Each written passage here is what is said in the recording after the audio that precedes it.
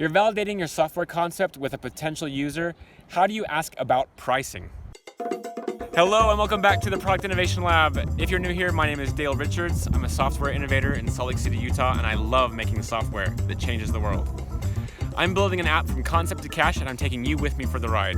If you want to build apps, grow your SaaS business, and make money doing cool software entrepreneur-related stuff, start now by subscribing and hitting the bell. So we are on the ski lift in Sundance. What an amazing place. And this is my friend Danny, whom I met today. Hello, hello. We're having a very informative conversation about taking our dental office manager concept and applying it to trades overall. Correct. And how to monetize that app. So you can listen in and we'll see where this goes. So Danny and I already discussed at length the problems, like the extent that he goes to find new talent on the way up the ski lift, and now we're going back down.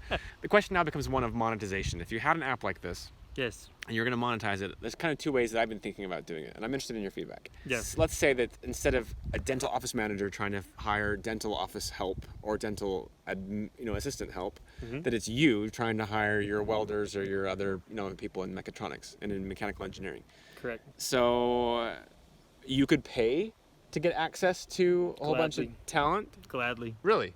Oh yes. If I had that kind of library where it's already kind of been pre-qualified, any day, that'd just be part of the budget. Like, how could we possibly make a body of people that were entirely pre-qualified? You still want to do some kind of vetting, right? You still want to bring them into the floor and point, what's that, and Well, kind of. that could even be done at a software level where you literally just provide a picture of an ice cube relay and you have like a multiple choice. Oh, okay. You know what I mean? You just part of the software is the pre-qualification. Yeah. Okay. So like the software kind of does the vetting. That's kind of actually what Upwork does for some of their freelancer talent. Is they have them like take a test. Interesting. So they have like a test score. Yeah. And I never really thought about well, how would you apply that to the trades? But that's a great idea. How often do you look for new talent? Like, how often does that happen? How often? I would say continually. Like every month, every week, every 6 months, every 3 months? And especially, I mean, not only, I would say every month, but in some cases, I would say it's actually even greater, because just because we have this project that now we need to get 4 more guys on this project. Now this project just closed. We got to get 2 more guys with these veterans already in their field, and if there's one way to perfect the skill set of these rookies, put them on the job with a veteran. Yeah.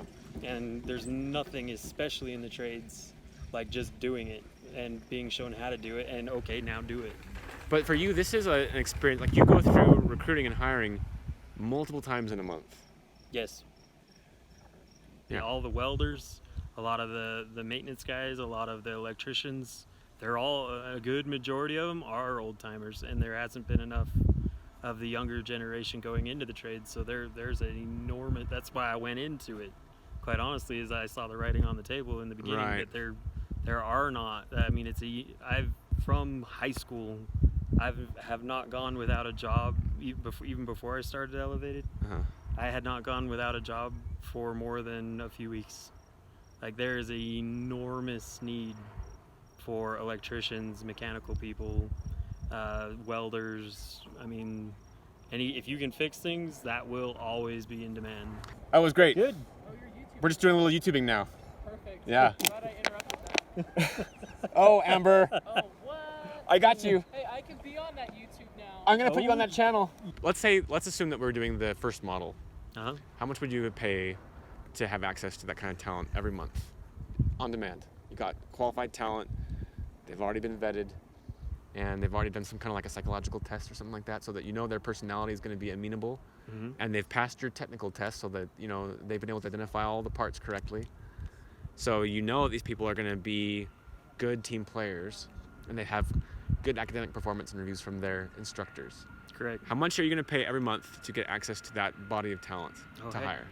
In the very beginning, before it's even really developed all that great, I'd say $100 to $200 a month. Per user? Yeah, per user, easy. But then Wow. after that, as it's more developed and there's more of a library of people and some filters of exactly what kind of talent you're looking for, I mean, honestly, you could get a pretty penny, to say the least, for it. Okay. So if I come back to you in 2 Mhm. months and I say, hey, I'm ready to get you subscribed Mm-hmm.